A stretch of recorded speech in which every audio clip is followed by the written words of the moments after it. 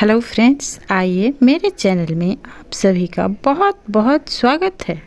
Friends, कभी न कभी आप लोगों ने कहानियाँ तो सुनी होगी, तो चलिए आज इसी कहानी के माध्यम से हम लोग वैदिक सभ्यता के बारे में आसानी से जानकारी प्राप्त करेंगे। आपको पता भी नहीं चलेगा और एक बहुत ही उम्दा जानकारी आप लोगों को प्राप्त हो जाएगी, जिसके लिए आप दिन रात मेहनत करते हैं कि आखिर वैदिक सभ्यता है क्या, वैदिक सभ्यता की विशेषताएं है क्या। तो आइए बिना देरी किए एक कहानी के रूप में हम लोग वैदिक सभ्यता के बारे में जानकारी प्राप्त करेंगे। फ्रेंड्स, अगर यह जानकारी आप लोग को उपयोगी लगे तो आप लोग कमेंट करके ज़रूर बताइएगा। तो आइए हम लोग वैदिक सभ्यता से संबंधित जानकारी प्राप्त करते हैं। हड़प्पा सभ्यता के पतन के बाद आज से लगभग 3700 वर्ष पहले एक अलग भाषा बोलने वाले लोग पश्चिमोत्तर भारत में आकर बसने लगे। इन लोगों की पहचान सामाजिक, आर्थिक, राजनैतिक और धार्मिक स्तर पर एक विशिष्ट समूह के रूप में की जाती है। इनके बारे में हमें साहित्य एवं कुछ पुरातात्विक स्रोतों के माध्यम से जानकारी मिलती है। इन स्रोतों में वेदों का विशेष महत्व है। जैसा कि हम सभी जानते हैं, वेदों की संख्या 4 है: ऋग्वेद, यजुर्वेद, सामवेद और अथर्ववेद। वैदिक साहित्य 2 भागों में विभक्त है: पूर्व वैदिक या ऋग्वैदिक साहित्य और उत्तर वैदिक साहित्य। पूर्व वैदिक साहित्य को ऋग्वैदिक साहित्य कहते हैं और एक है उत्तर वैदिक साहित्य। पूर्व वैदिक साहित्य के अंतर्गत ऋग्वेद को रखा जाता है, जबकि उत्तर वैदिक साहित्य के अंतर्गत 3 वेद को शामिल किया गया है, जो है यजुर्वेद, सामवेद, अथर्ववेद।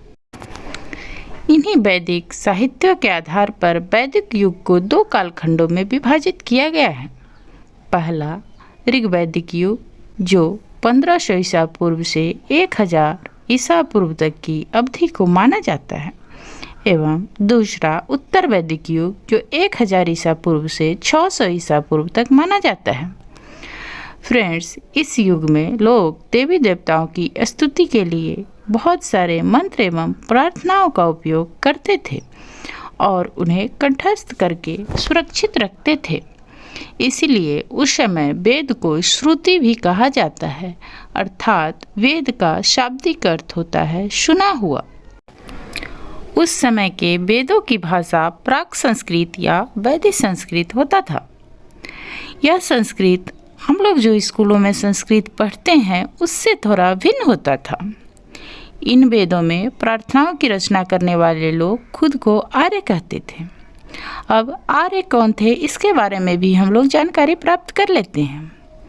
आर्य शब्द का अर्थ एक विशेष भाषा बोलने वाले व्यक्तियों के समूह से है, जिन्होंने सर्वप्रथम पश्चिमोत्तर भारत में अपना निवास स्थान बनाया और भारत में एक नई संस्कृति को विकसित किया, जो वैदिक संस्कृति के नाम से जानी जाती है।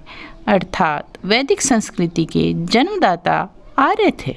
अगर आपसे यह क्वेश्चन पूछा जाए कि आर्य कौन थे, तो आप कह सकते हैं कि वैदिक संस्कृति के जन्मदाता आर्य थे।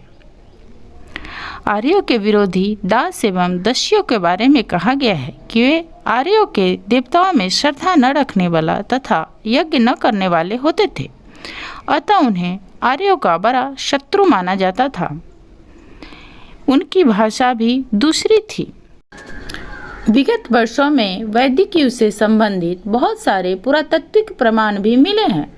जिन क्षेत्रों में आर्यों की संस्कृति का विकास हुआ है, वहाँ ऐसे लोगों की बस्तियाँ थीं जो पशुपालक और कृषक थे और खास प्रकार की मिट्टी के चित्रित धूसर रंग के बर्तनों का प्रयोग करते थे। इसलिए अब साहित्यिक और पुरातात्विक दोनों ही स्रोतों के आधार पर आर्यों के विषय में हमें बहुत सारी जानकारियाँ मिल जाती है। वैदिक आर्य कई समूह में भारत आए। ऋग्वेद में आर्य निवास स्थल के लिए सप्त सैंधव शब्द का प्रयोग किया गया है, जिसे आजकल हम लोग पंजाब, वर्तमान में इसकी भौगोलिक स्थिति के अनुसार भारत और पाकिस्तान प्रांत में पड़ता है।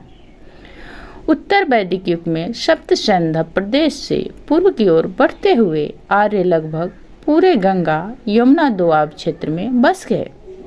शतपथ ब्राह्मण, जो उत्तर वैदिक युग का एक प्रमुख जानकारी का स्रोत है, से हमें पता चलता है कि आर्यों का फैलाव उत्तर वैदिक युग में वर्तमान उत्तरी बिहार के गंडक नदी तक हो गया था। अब सप्त सैंधव की बात करें तो इसके अंतर्गत सिंधु एवं उसकी 5 सहायक नदियां सतलज, व्यास, झेलम, चिनाब, रावी तथा सरस्वती, दृश्यवती नदियों का क्षेत्र है। इसके अलावे गंगा यमुना का दोआब क्षेत्र, जो गंगा यमुना के बीच का क्षेत्र है। अब हम लोग इसको अलग अलग जानेंगे कि ऋग वैदिक काल के लोगों का रहन सहन क्या था और उत्तर वैदिक काल के लोगों का रहन सहन कैसा था, उनकी जीवन शैली कैसी थी। तो जैसा कि दोस्तों हम पहले पढ़ चुके हैं कि ऋग वैदिक काल 1500 ईसा पूर्व से 1000 ईसा पूर्व तक की अवधि को माना जाता है। यह सारी जानकारी हमें ऋग्वेद से पता चलता है, इसलिए इसे ऋग वैदिक काल कहा जाता है। हमें यह पता चलता है कि उस समय जिनके पास अधिक गायें होती थी वे उतने अधिक धनी माने जाते थे और गाय को लेन देन का एक खास साधन माना जाता था। गायों को प्राप्त करने के लिए आर्यों का एक कबीले से दूसरे कबीले तथा पहले से रहने वाले लोगों के साथ अक्सर युद्ध हुआ करता था। गोधन रक्षा करने के लिए एक सरदार या राजन का चुनाव किया जाता था, जो काफी बहादुर और कुशल योद्धा होते थे। ऋग्वैदिक राजन को किसी विशिष्ट भौगोलिक क्षेत्र का अस्थायी रूप से शासन करने वाला राजा नहीं माना जाता था। उन्हें गो रक्षा के लिए चुना जाता था, क्योंकि राजनीतिक अवधारणाओं में क्षत्रियता को इंगित करने वाले शब्द जैसे जनपद, राष्ट्र, राज्य का उल्लेख कम ही मिलता है। अतः ऋग्वैदिक काल का राजन एक कबीले के मुखिया से अधिक कुछ नहीं होता था।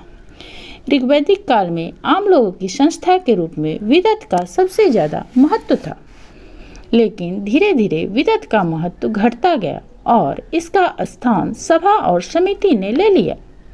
सभा का विशिष्ट स्थान था, जिसके सदस्य केवल प्रतिष्ठित लोग हुआ करते थे, जबकि समिति आम लोगों की संस्था थी। इन संस्थाओं की बैठक में राजा का भाग लेना अनिवार्य था। इनकी बैठकों में समस्याओं का समाधान आपस में सलाह मशविरा से किया जाता था। ऋग्वैदिक काल में आर्यों का मुख्य पेशा पशुपालन था। इसके लिए उन्हें चारे की तलाश में अलग अलग स्थानों पर जाना पड़ता था। एक जगह चारा खत्म हो जाने पर वे दूसरी जगह चले जाते थे। इस कारण विभिन्न कबीलों का किसी खास क्षेत्र पर अधिकार नहीं हो पाता था।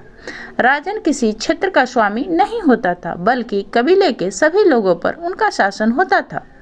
अस्थायी रूप से नहीं बसने के कारण वे लोग खेती नहीं करते थे, क्योंकि खेती के बाद फसल को पककर तैयार होने में कम से कम 3 से 4 महीने लग जाते थे। लेकिन हमें कुछ स्रोतों से यह भी पता चला है कि वे लोग जौ की खेती करते थे, क्योंकि जौ की फसल कम समय में ही पककर तैयार हो जाती थी और यह फसल उगाना भी आसान होता था। इसके अलावा वे लोग कहीं कहीं गेहूं की खेती भी करते थे। चूँकि गाय आर्यों के सर्वप्रिय पशु थे, इसके अतिरिक्त भी वे लोग भेड़, बकरियां एवं घोड़े भी पालते थे। पशुपालन के तुलना में वे लोग खेती बहुत कम करते थे। शिल्पकारों में चर्मकार, बढ़ई, धातु के काम करने वाले कुम्हार आदि शामिल होते थे। बढ़ई, धातुकर्मी एवं रथकार की रथों के निर्माण में महत्वपूर्ण भूमिका होती थी। बुनाई एक घरेलू शिल्प था जो महिलाओं के द्वारा किया जाता था। लोगों का जीवन प्रकृति पर बहुत हद तक निर्भर था। ऋग्वेद में प्राकृतिक शक्तियों से जुड़े कई देवी देवताओं के सम्मान में मंत्रों की रचना की गई है, जिसमें इंद्र, अग्नि, सोम प्रमुख है। इंद्र युद्ध के देवता माने जाते थे, अग्नि आग के देवता माने जाते थे तथा सोम एक विशेष प्रकार का पौधा होता था, जिससे एक विशेष प्रकार का रस निकालता था और उससे पेय बनाकर वे लोग विशेष अवसरों पर उसका सेवन करते थे। देवी देवताओं की पूजा धन, संतान एवं युद्ध में विजय प्राप्ति की कामना के उद्देश्य से की जाती थी। देवताओं को प्रसन्न करने के लिए मंत्रों का उच्चारण तथा यज्ञों में आहुति दी जाती थी। घी, अनाज और कभी कभी जानवरों की आहुति भी दी जाती थी। जब आर्य लोग भारत में आए तो वे 3 सामाजिक वर्गों में विभाजित थे। पहला योद्धा, दूसरा पुरोहित, तीसरा साधारण जन। ऋग्वेद में मंत्रों से ऐसी जानकारी मिलती है कि समाज में वर्ग भेद की स्थिति नहीं बन पाए। ऋग्वेद के पुरुष सूक्त में ब्राह्मण, राजन्य जो क्षत्रिय या योद्धा कहलाते थे, वैश्य एवं शूद्र अर्थात 4 वर्णों की कल्पना की गई है, परंतु इस काल में वर्ण व्यवस्था स्थापित नहीं हो पाई। फ्रेंड्स, जैसा कि हम लोग पूर्व में जान चुके हैं कि वैदिक साहित्य के आधार पर वैदिक युग को 2 भागों में बांटा गया है। पहला ऋग्वैदिक युग, जिसकी अवधि 1500 ईसा पूर्व से 1000 ईसा पूर्व है, जिसके बारे में हम लोगों ने अभी अभी जानकारी प्राप्त किया। दूसरा उत्तर वैदिक युग, जिसकी अवधि 1000 ईसा पूर्व से 600 ईसा पूर्व है। इसके बारे में हम लोग नेक्स्ट वीडियो में जानकारी प्राप्त करेंगे। तो आई होप फ्रेंड्स आप लोग उस वीडियो को भी ज़रूर देखिएगा। इस वीडियो को भी ज़्यादा से ज़्यादा प्यार दीजिएगा और आप लोगों से हम्बल रिक्वेस्ट कि मेरे चैनल को प्लीज़ सब्सक्राइब ज़रूर कर दीजिएगा। फ्रेंड सर्किल में शेयर करिएगा, लाइक और कमेंट करना बिल्कुल नहीं भूलिएगा। Thank you.